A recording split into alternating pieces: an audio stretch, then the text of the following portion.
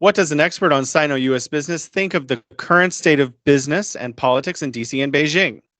Hey everyone, my name is Jason. I'm from sunny California, now living in beautiful Beijing. Today's guest is Mitch Presnick, a visiting fellow of practice at Harvard University's Fairbank Center for Chinese Studies, founder of Super 8 Hotels China and APCO Worldwide China. Presnick studied at Peking University and Rutgers Business School and has spent 35 years in Beijing and Hong Kong. Welcome back to the Bridge to China, Mitch. Great to see you, Jason. It's great to have you back. I'm always excited to hear what you have to say. We're in very interesting times, so I'm sure you're going to have a lot to say. But I wanted to start out with, you've started a project. I heard a new X space called Saturday Night China recently. A quite impressive group of intelligent voices discussing the current state of play between the U.S. and China. What is your show's goal? Well, we're trying to basically have the adult conversation on China that's neither biased toward one side or the other. We sort of decided that, we like the geeky conversation about China in a way because it tends to reveal a lot more truth. But on the other hand, the geeky conversation sometimes misses the plot, which is it's still about, how people feel on both sides of the pond about this relationship. And so we thought, well, what could we do to try to create something that was sort of an all-in podcast for China? Something that, brings a lot of very smart thinking with a lot of deep experience and different points of view, but all sort of quite constructive, and people that you really couldn't say are in one camp or the other camp, as it were. And I believe, by the way, and we'll get to this in our conversation, but I believe that's where the overall relationship is going to. Despite all the evidence to the contrary, I think we're moving like a pendulum to a place where we've really never been, and I think it's going to be a sustainable place for the bilateral relationship. Well, that sounds really positive. So right off of the bat, it sounds like things are going well. Let's talk about Trump. Obviously he's the one coming into power. And, during the election process, he said he was going to lob 100% tariffs. Another time he said 60% tariffs. But it looks like he's now saying something like 10% tariffs across the board. What is his purpose in walking back the number? Well, a couple things. First of all, I think when I listen to Trump talk now, I don't always necessarily hear the details of what he's saying. I'm trying to listen more to what's driving this and where is it coming from, right? So let's talk about that for a second.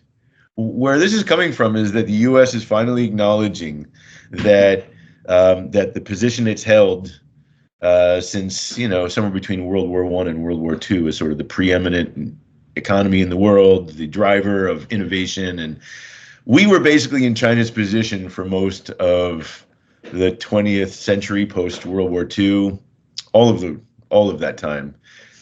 And coming into like even 2010, 2015, we were still under the illusion that we were still leading in all these areas, although China was under the surface where, they were slowly building it up.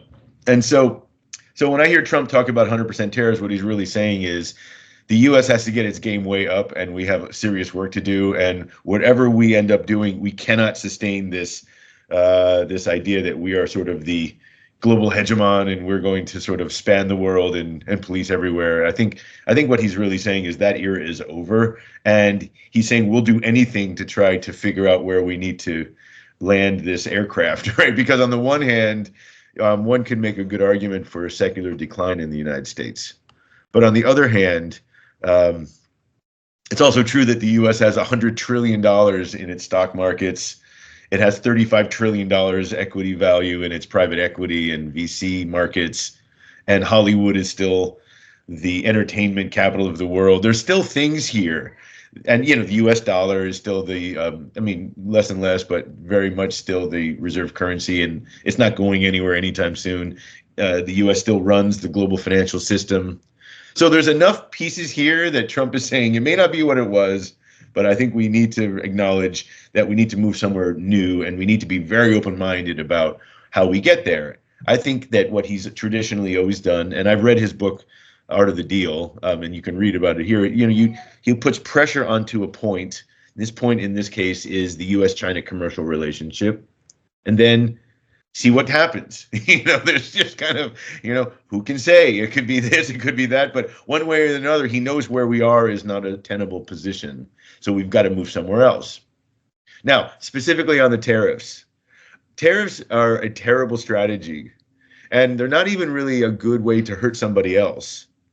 The reason you use tariffs usually is short-term, very much sharpshooter purpose, and it's usually a tactic as part of a strategy. So if you were to tell me that Trump's big idea is put up huge tariffs, which will then create a serious condition for enabling some kind of a reshoring of American manufacturing, if that were to sort of drive an investment push by countries like China, specifically China, to invest in the U.S. and employ American workers and transfer key technology, I would say that sounds exactly like what China did for the last 40 years. It's exactly what China did. They created huge tariffs, barriers for imports of American automobiles and aircraft and other things. And then they said, but if you want to build something here and work with us under 50-50 JVs, which you don't control, and you have to transfer your key tech to us, then you can come in with your advanced manufacturing and train us how to use those things, and we'll then be able to reindustrialize. That's exactly what I think. It may not be his original idea, but that's exactly what a strategy could look like, which could help America. And we're not going to reshore all of our manufacturing. But when I say America and its allies. Being a decentralized geopolitical entity as we are, we tend to like alliances in the U.S. And Chinese, of course, have no tradition of building alliances. So they have a centralized system which relies on itself and sort of, its relations with other states that it has a, more of a transactional relationship with. And then the U.S.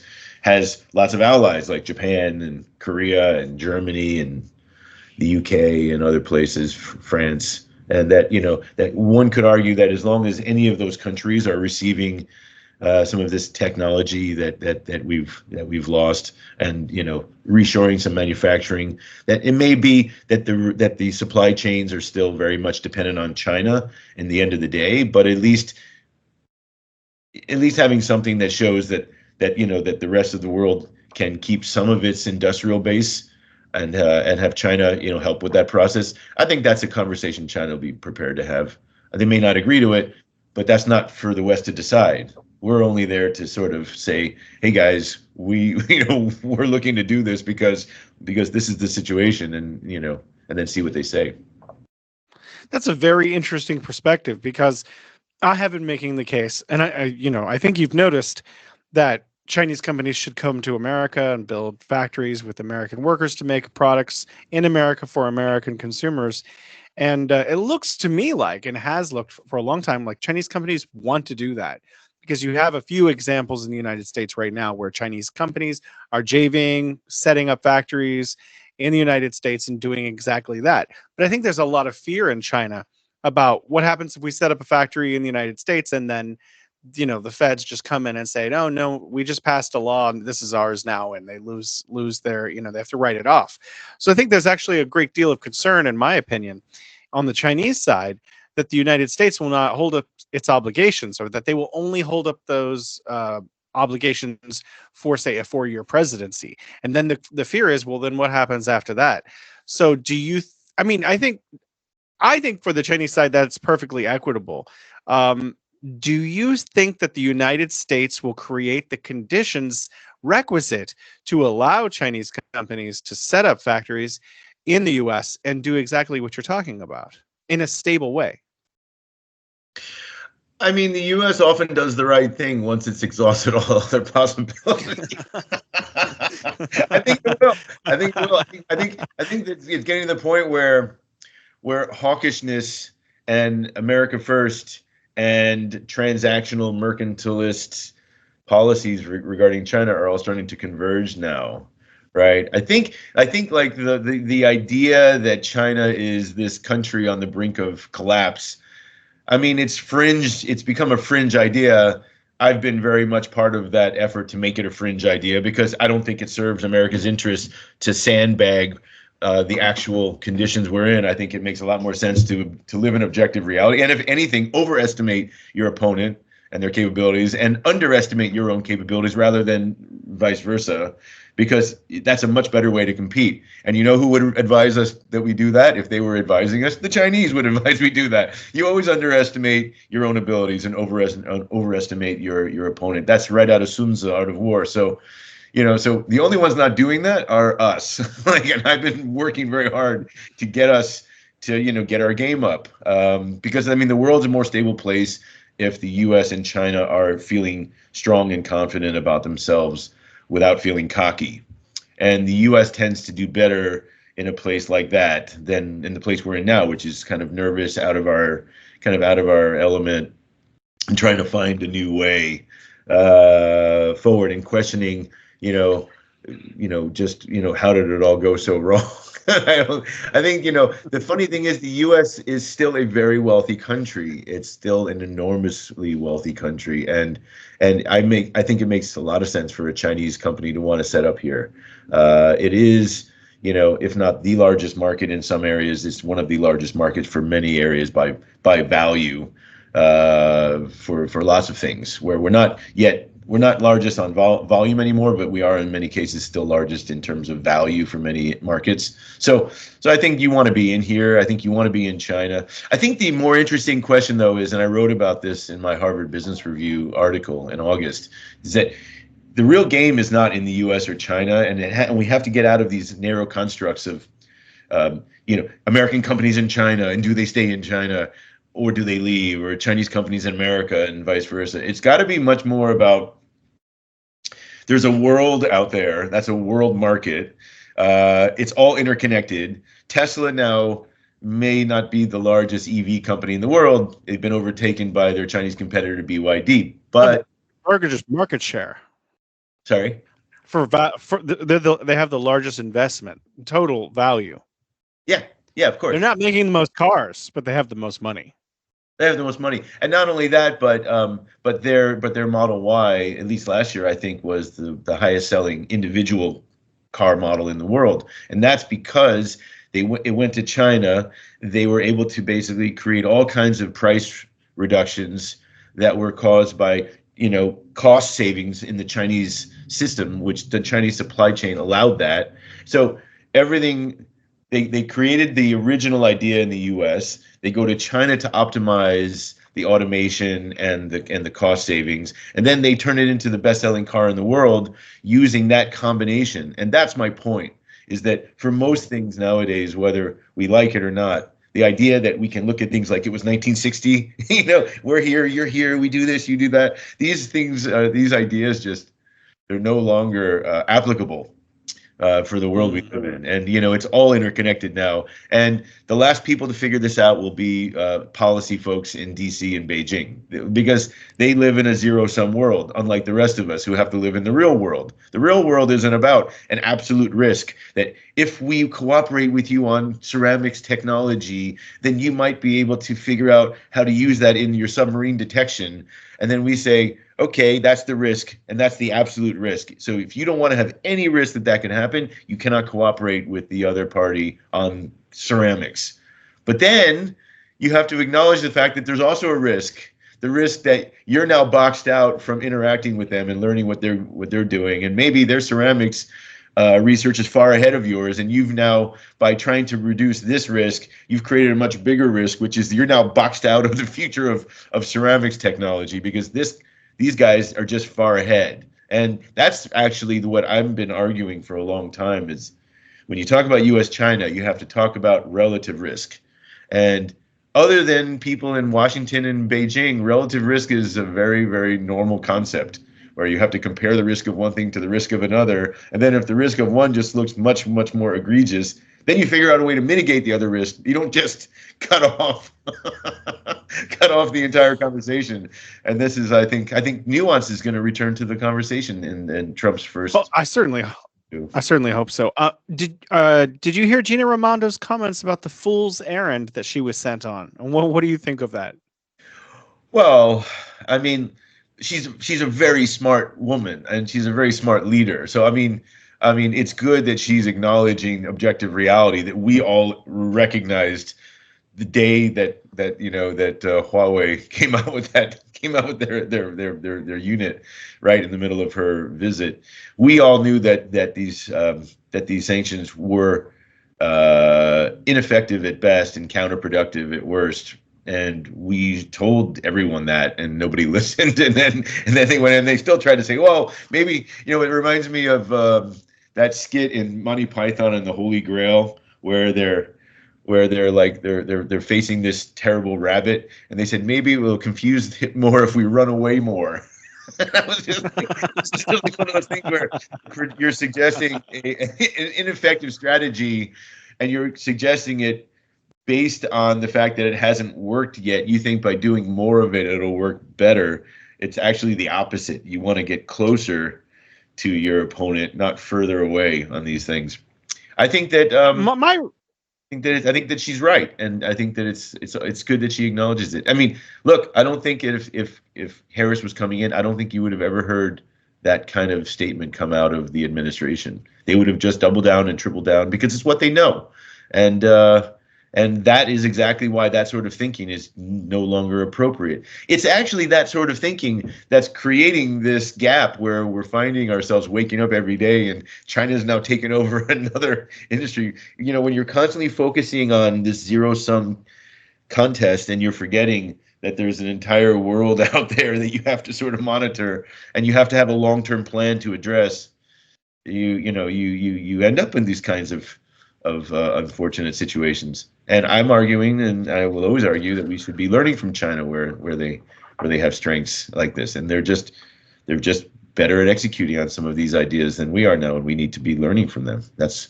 what we need to be doing, and I think Trump understands that. Well, I think you're actually looking at a bigger picture than I'm trying to surmise. But I mean, one of the things that came up years ago at the beginning of the first Trump administration was import and export parity, and which is something the United States, I think, still very much wants with China, to kind of level the playing field in terms of the amount of exports in China that China and the United States are giving to one another in terms of value. So do you think that is one of the things that Trump is doing with his 10% tariff, like pressure point, that he wants to bring the Chinese to the table for that? Or what other goals does the United States seek to achieve, in your opinion? So the U.S. has to achieve three things, right? The U.S. has to like get to a place of reciprocity with China, one way or the other. Like, I don't think Trump really cares if our trade volume with China goes up or down so much as that it gets to some kind of a parity, it gets to some kind of a reciprocity. Look, I've been in China for as long as anybody that I know that's still involved with China, and I can tell you there's never really been. I love China. I do love it. I love the place. I love the people. I love everything about China. But let's be honest, there hasn't been a lot of reciprocity in this relationship.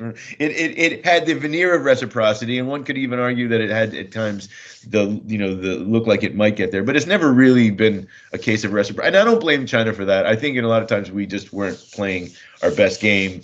But we need to have reciprocity now, and I think at the point where some combination of us being outplayed and us not approaching the relationship with a long-term strategic vision, quite the way the Chinese did, which they're just better at that sort of thing in general, just having a lot more history behind them and everything. But we haven't engaged our benefits either. Like the benefits we bring is that we're innovative and quick, and we're very much a country that is capable of great things using a decentralized model, entrepreneurship and creativity and all that stuff. And and we haven't been engaging our best to it. So Trump's got to basically engage our benefits and learn from China where they're clearly ahead, and he's going to try to put as much pressure on them. I mean, to a certain degree, if I'm China, I'm just going to go right off in the sunset now, right, and try to deal with the U.S. as little as possible. And who can blame them?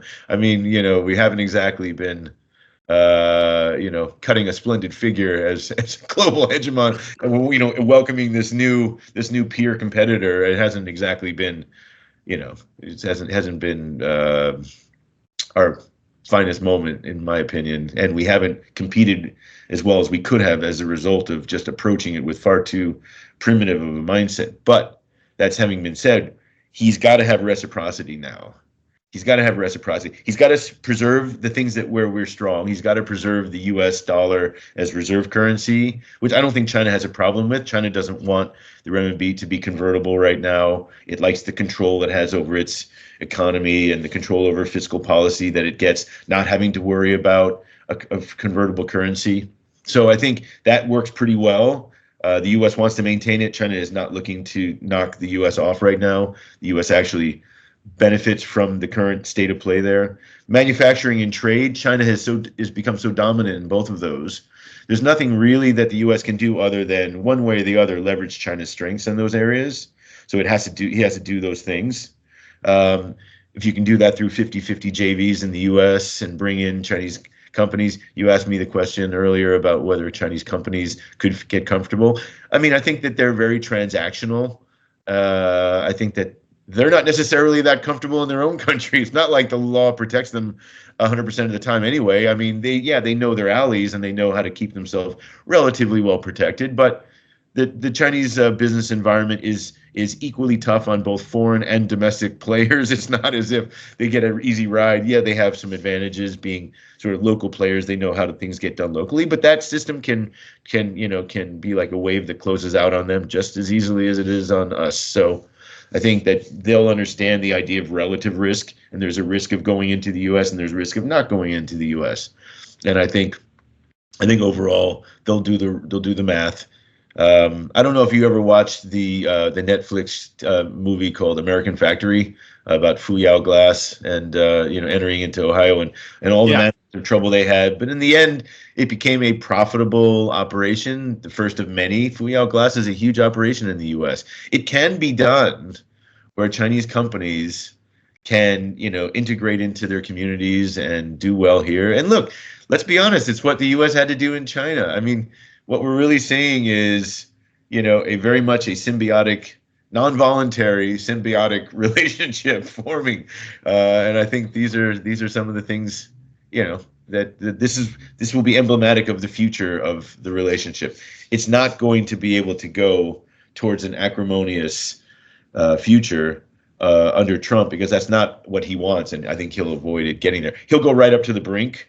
He'll lots of brinksmanship, and actually he is prepared to have trade wars and tech wars and what other things, but he's also going to be very clear about this is what we're doing and this is why, and we're not going to give you some nonsense reason like we're trying to hold you back. We're not going to try to hold you back. You can see that the people that he's brought into his administration are not the people that are, other than Rubio, are not the people that really want to hold China back. Gallagher's no longer, in the select committee. Lighthizer did not get a role, it looks like. I haven't heard anything about Pottinger. I have not heard anything about, I guess, Pompeo's not getting a role. So you can see that in his second term, Trump is creating a team that is looking to deal. Elon's in there, Vivek's in there. The people he's put around him are a lot of tech bros. They're all very constructive on China. The all-in podcast, crew, they're all very, but they're all in the same place where I am, which is like, we've got to do something now. Like this isn't the scrimmage game anymore. This is like where the U.S. actually has to get its act together and bring its best, to this next stage effort. I'm not even really looking at this in terms of the U.S.-China competition. I think it's much bigger than that. Frankly, China could fall off the world map today, and it wouldn't solve any of America's problems, right? America still has a massive problem with its federal debt and the accumulation of new debt.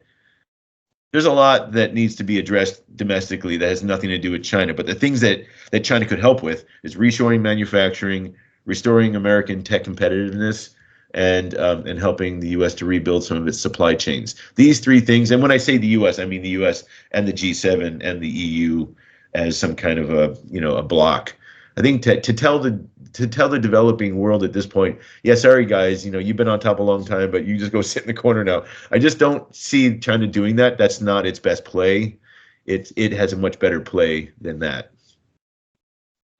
You mentioned Rubio. I think it's really interesting because as soon as he was announced, he gave a speech that was the most amicable speech on China that he's ever given. So it looked like he completely turned. What did you think of 2 weeks ago, I guess a week and a half ago, Trump gave a speech at Mar-a-Lago saying that if China and the United States could work together, they could solve all of the world's problems.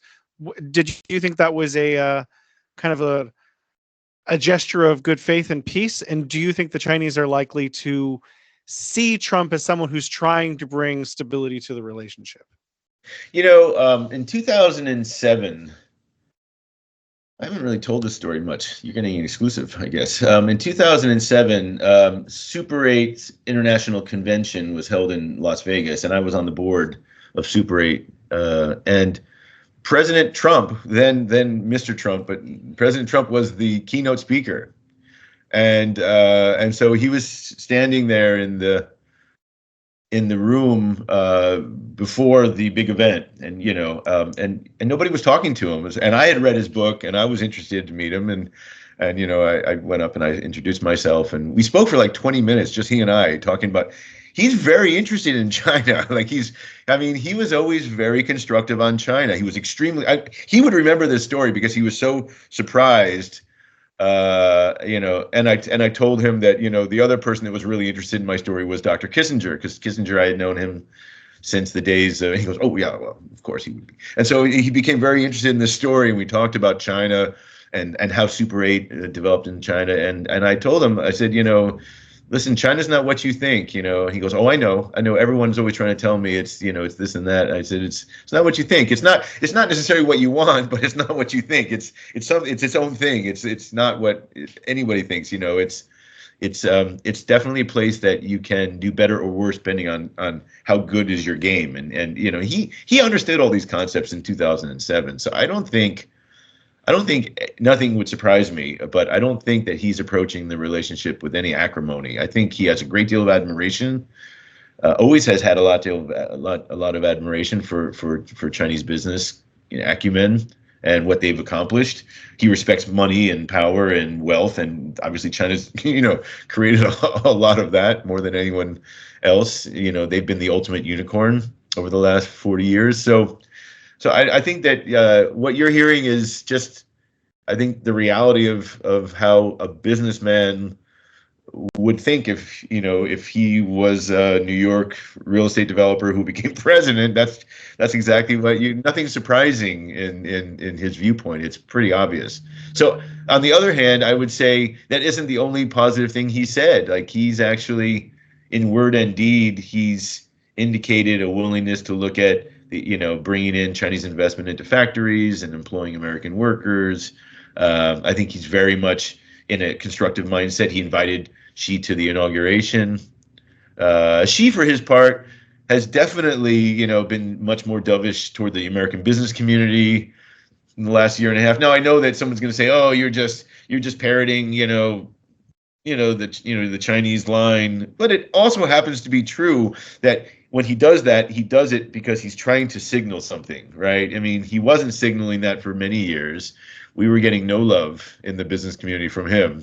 In fact, for many years, even before that, we had all been told, the days when you can just show up with your CEO and immediately see a vice premier, those days are over. So don't ask us anymore. Even if you're someone like J.P. Morgan or Apple, don't expect that you're necessarily going to see. We have a minister of commerce. And maybe if you're really tight with us, we'll give you a vice premier sometimes, but don't expect it, and don't expect to see the premier every time, because it used to be, right? Somebody like John Pepper from P&G would come in. They'd see the head of state, and so that actually was an interesting way to signal that the importance of American and foreign business on China was becoming less. That was in like 2008, around the time of the Olympics, is when all of that started to shift. So I guess what I'm trying to say is that I see both Xi and Trump as quite realistic about themselves, their relationship, and their country and where it's at and where the other country's at. And even as I've done the math, I would do exactly the same thing. I would be, at least signaling a willingness to be transactional. And we can get to this in the next question, but I have some ideas about where this relationship is going and why it needs to go there. I mean, maybe you don't know the answer to this question. I don't know, because I don't know the answer to this question.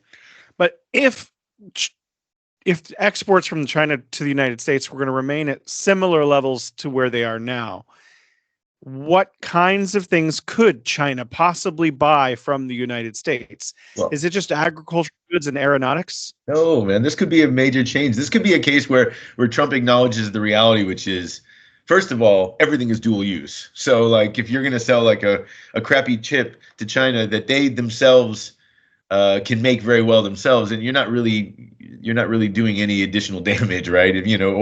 So I think there might be a whole bunch of technology areas that Trump might decide are not strategically imperative to keep from China. I think this whole idea that I think that one of the most impactful parts of the last year is, I think, and I was a part of this. I was very much beating this drum, to arguing that we think that we're ahead of China in all these areas of technology, but in fact, China is actually ahead of the U.S. in most of those areas. And even in the areas where we lead, we only lead in like a narrow sliver, because if you don't control the hardware production, the software eventually leaves. Like if you're like a car company and you have an amazing design, a design studio, but you can't manufacture cars, eventually somebody who manufactures cars and can do the design will supplant you. So this is kind of where I've been arguing for a while, that the U.S. is deindustrialized too much. It's in China, you can not only design the latest products, but you can beta test them really quickly with very fast iteration cycles, because China has both hardware and software in-house in places like Shenzhen and around Shanghai. U.S. does not have that. So I'm arguing now that everybody understands this need for a vertically integrated set of industries, right? Industries can't just be one component. They have to have the whole chain. So I think China understands this. The U.S. now is starting to understand this again. I think a lot of things that are happening right now are related to the idea of reshoring manufacturing, restoring tech competitiveness, rebuilding supply chains in the U.S., and the U.S. is going to be really open to how all of that takes place. It might be it decides to take a very different approach to China with regards to trading technology. And for those that think that's the worst thing in the world that could ever happen, and they think it's, then I would say to them, well, how do you like the way we're winning so far? Like, how's it going, guys? Like, are you so happy with this method? Well, you understand they'll steal our technology. Yes, they absolutely will steal your technology. They'll steal each other's technology, so they'll definitely steal our technology. So it's not a matter of whether they'll steal something. And the question is there anything really that good to steal now that they haven't already gotten ahead of? I'd rather, if they stole it from us, I'd rather get it back, or at least get the latest version. There are actually seeds in the Harvard Arboretum here that originally came from China, grew trees, and some of those trees in China are now extinct or nearly extinct, and we're sending those trees from the Harvard Arboretum back to China to repopulate species that have died there. I think that the symbiosis between the two countries is a really interesting one, and I think in technology, it's at its most vibrant, right? That's where China's fast iteration and America's strong innovation skills actually are very complementary.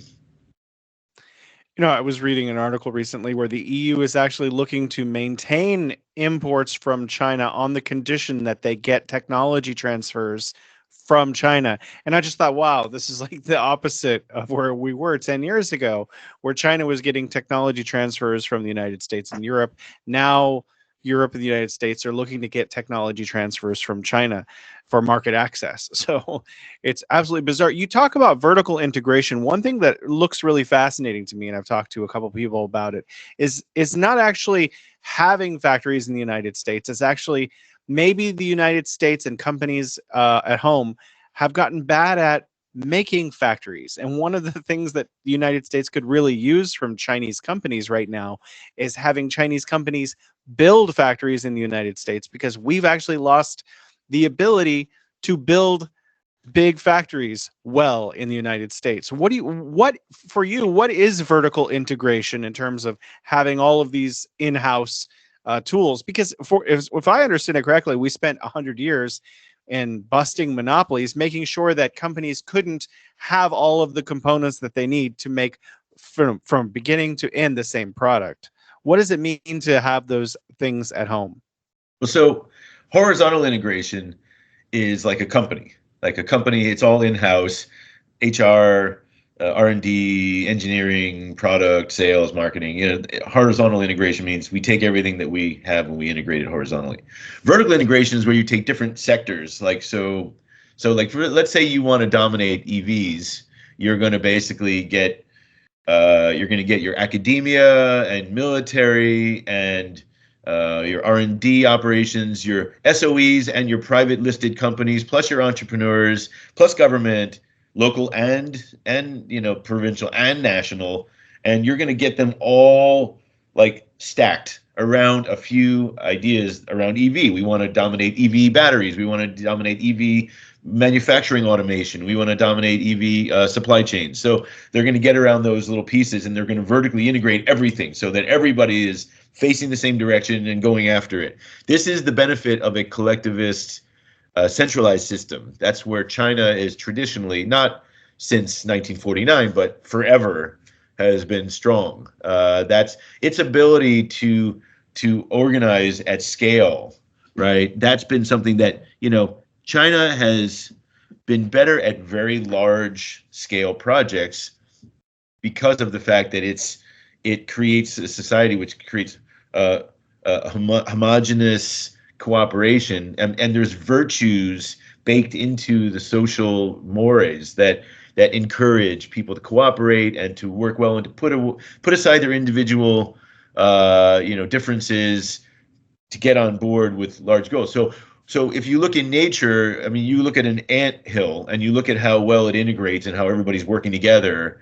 That's closer to the Chinese model than, say, the U.S. model of, everybody's a unique snowflake, or snowflower or whatever. Everybody's a unique flower, and everybody's going to be, bringing their own uniqueness to it. And we're going to make this salad. It's going to be delicious because of all the different flavors are going to come. And so, so their model is very good for vertical integration. Our model, actually, when we really put our mind to it, can be too. Like, I mean, we created a war economy after World War II. And it was very, very good. There are times that the U.S. can be very good at collectivism. NFL, I mean, you look at the National Football League. I mean, it's a very, very successful type of American version of collectivism where everybody's focusing on the needs of the team. And so, I mean, we're capable of doing it. We're not quite as capable of scaling it, but we're very good at doing it. And, I think that's I don't know where I was even going with that, but I was. I just wanted to mention, I read a scientific article that said 20% of ants actually don't do anything, which I thought was fascinating. But if you see that guy, you mentioned SO. You mentioned. Oh, go ahead. I was going to say. Oh, right, exactly. Yeah. Yes, but you mentioned SOEs, and when I was a kid, we had these things called utilities, but the United States doesn't really have as many utilities as it once did because everything is, we need to privatize that. We need to privatize that. I was talking to another economist recently on this show, and he said one of the benefits that China has, I'm also down for stealing good ideas from China and seeing if they can work back home. One of the things that we do back home in the United States is privatize everything, because whatever it is, it can be privatized is a philosophy that a lot of Americans have.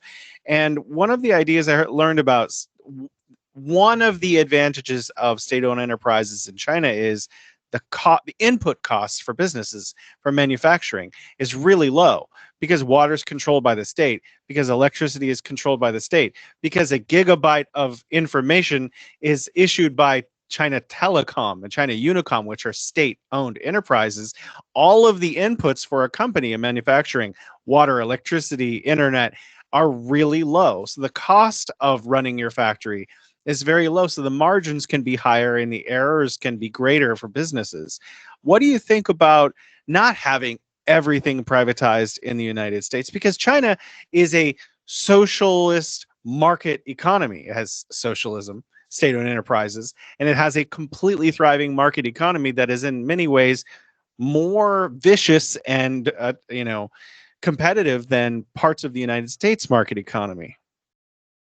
I mean, China has always been very good at keeping its like very specific policies around a few key things and then being very flexible about everything else. The US has used to be that way, and it's become very bureaucratic. The US has become sort of ossified and brittle now with all the bureaucracy, the layers of bureaucracy that have kind of found their way in. First, it was special interests and money kind of colonizing a lot of government agencies in the U.S. And then the bureaucracy kind of came along behind it. Bureaucracies that build on themselves and create more power and fiefdoms. And this is where we are in the U.S. I mean, the U.S. used to be pretty good at managing this. It's not so good at it now. China is better at managing it, but China has its issues too. Like there's definitely a lot of things that happen in China that you don't necessarily hear about. Challenges between national and local governments. There's always been a power play there. The fact that you've got one-party system, it's got some challenges there. It's like it's some things. It's hard to be self-policing in some ways, and that can create some. But that's nothing compared to the inefficiencies created in the U.S. system right now. Right, we've got a lot bigger issue to solve. So I think that I think that everything is on the table right now. Look, I mean, just look at the U.S.-China relationship. We went through the period from 1949 until 1970, where we were basically enemies, incommunicado.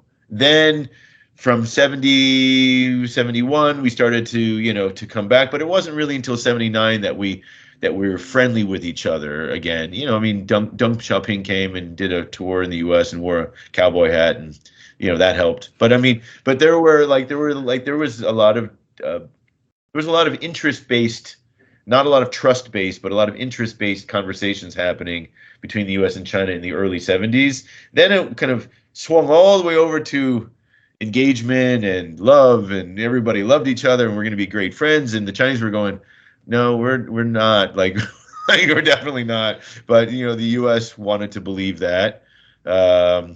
We spent a lot of time at AmCham trying to tell people back in the U.S. that wasn't the case, that they weren't going to be our buddies, that they weren't going to become like us.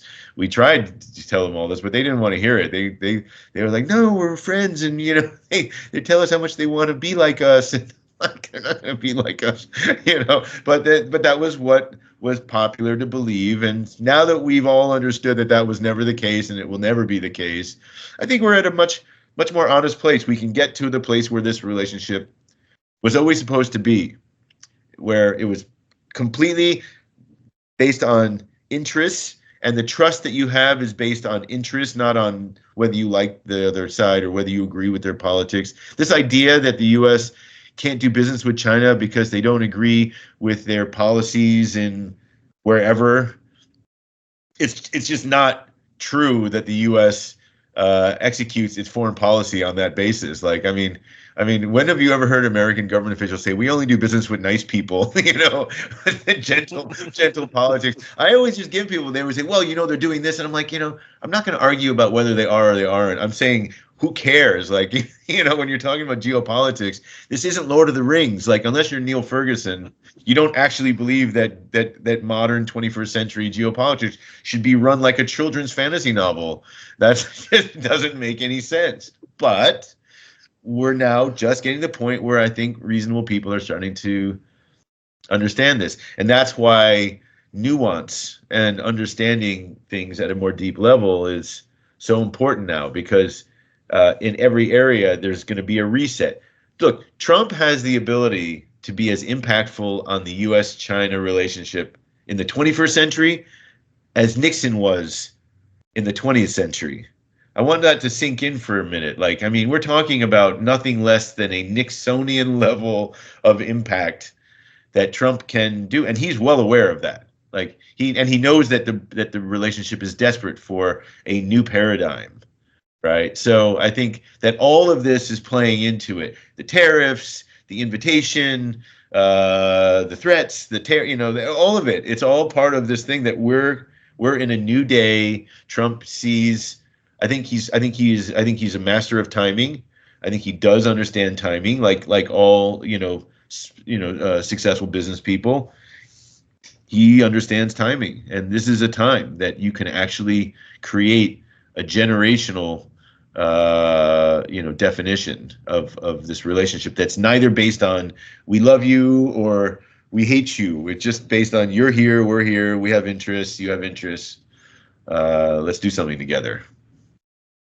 I heard that from a Chinese economist in a private dinner a couple of weeks ago, that Trump is looking to set out his legacy, and he wants it to be something profound, and that there could be nothing more profound than settling the U.S.-China relationship at this time. So to hear you say that, an American, on the East Coast, saying the same thing is actually really kind of just like an echo in my head from both sides. Everyone is hoping that something like that happens. I hope so too.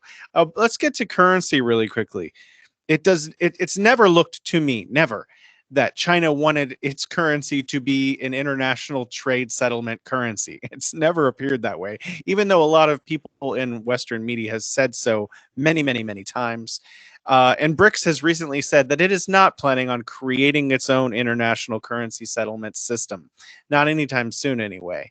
But we have drifted to where, just in the SWIFT system, I think the dollar is only 47% of current account settlement.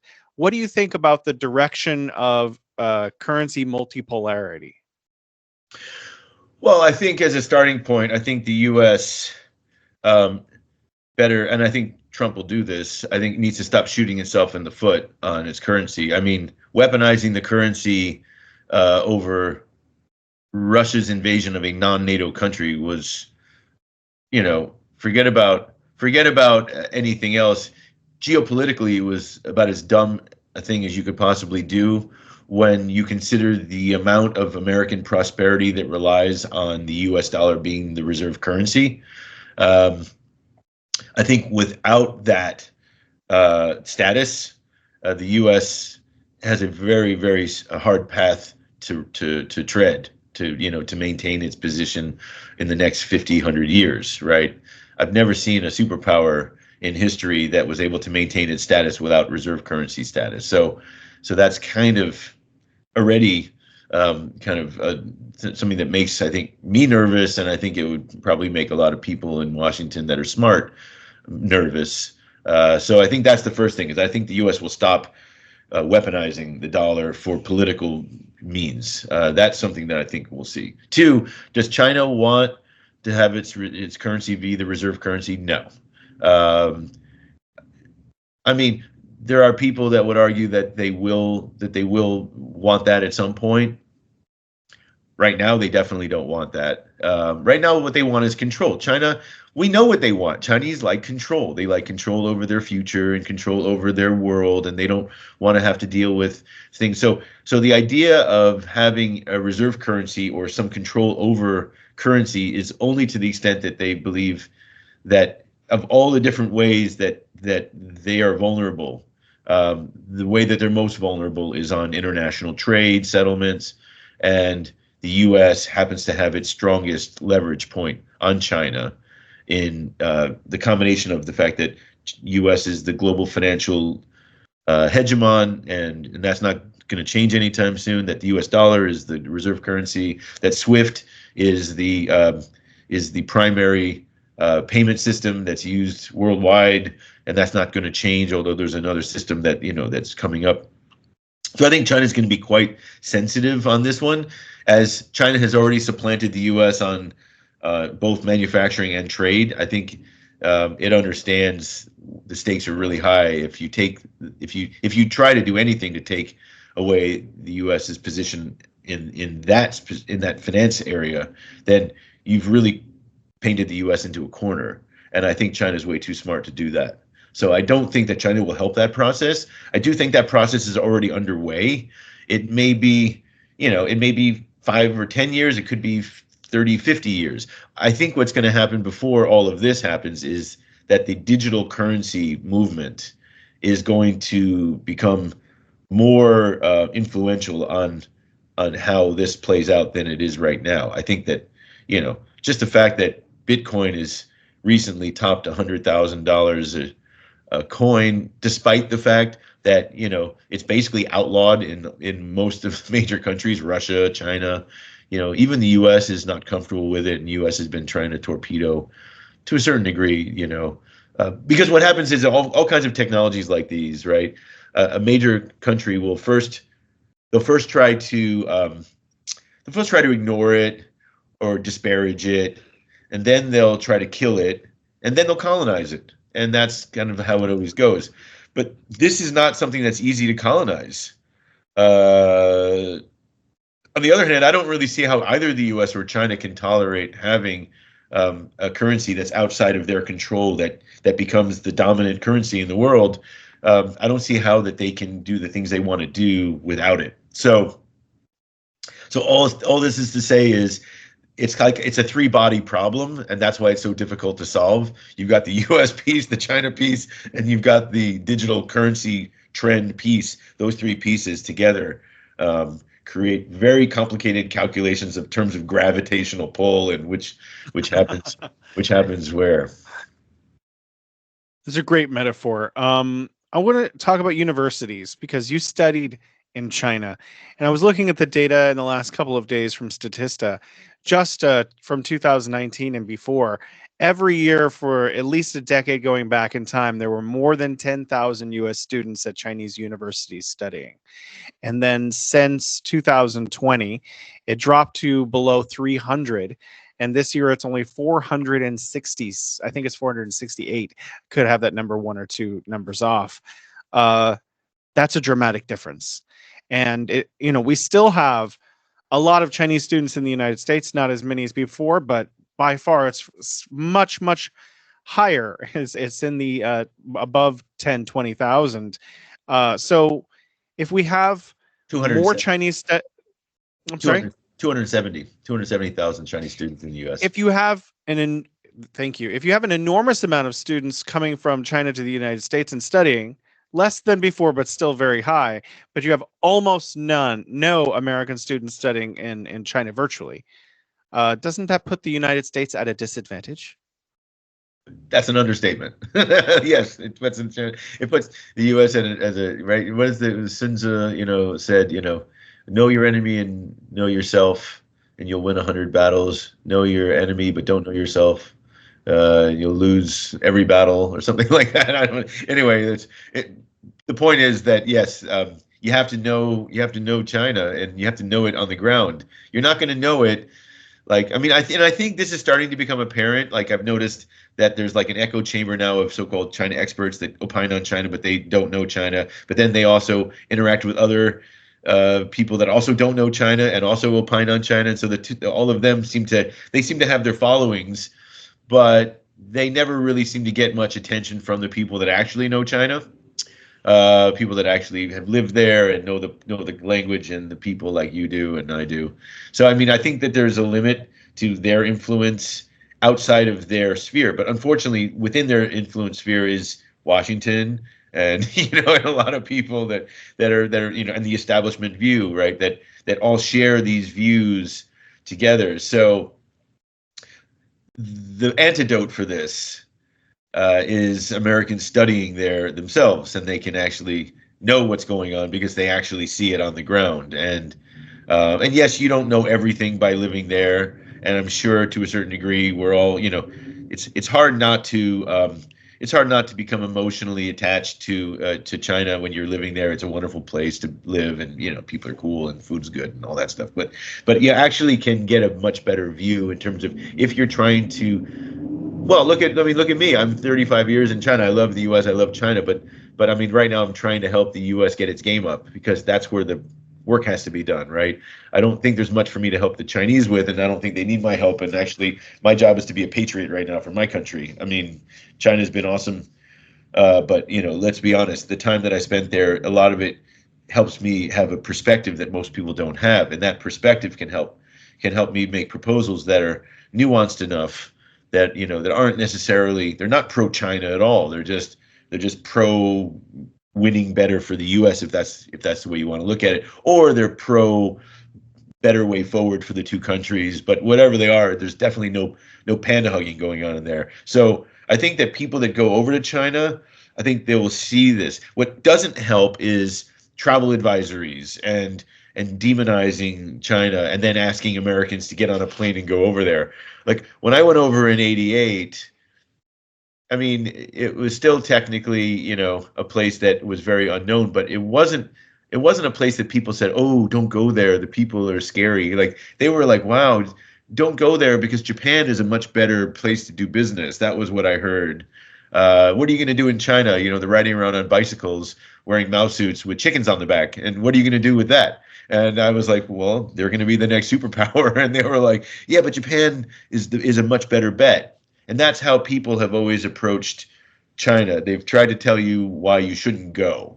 Before they were telling me I shouldn't go because it wasn't a good bet. Then later, for a short time, everybody went. And that's when you got numbers like 10,000 a year because everyone understood that China is the thing.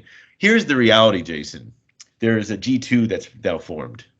A G2, that is the US and China. And that alludes to like what Trump said earlier about between the US and China, we could solve all the world's problems. I think what you're going to now see is it's as much as we're going to talk about BRICS and BRI and the EU and G7, all those will continue to be factors, but it's really going to be about these two countries. And so I think there's going to be a resurgence in interest from the U.S. side to have people study in China. I think a lot of the heat's going to come off the relationship. I think they're going to take away this travel advisory, which is really stupid. First of all, China's a lot safer than anybody realizes. It's probably safer on the balance than the U.S. I definitely feel safer walking around China, in a city at night than I would, around a bus station in New York. I mean, to be honest, I mean, so but I get the whole concern. Oh, you could get thrown in jail and who knows what. It's a different system. It's always been a different system, But I think I think there will be a resumption. I think there'll be a resumption because a lot of this zero-sum mentality came with Biden and came with the establishment view, which, if Trump is successful, will give way to a new paradigm very soon. And I think that's what he's trying to do. Wow. Always amazing to hear your thoughts. Every time I come up with questions that I think I already know the answer to, and every time you give me unique answers that I wouldn't have expected, that I truly learn new things from you, Mitch Presnick. Thank you so much for coming on the show and sharing your wisdom with us again today. It's great to see you, Jason. I'm always happy to see you. And keep up the good work, keep getting the message out about, the other side of the coin, right? Right. You can definitely see that this U.S.-China relationship isn't going anywhere. And I think you're doing very important work. Thank you. Thank you.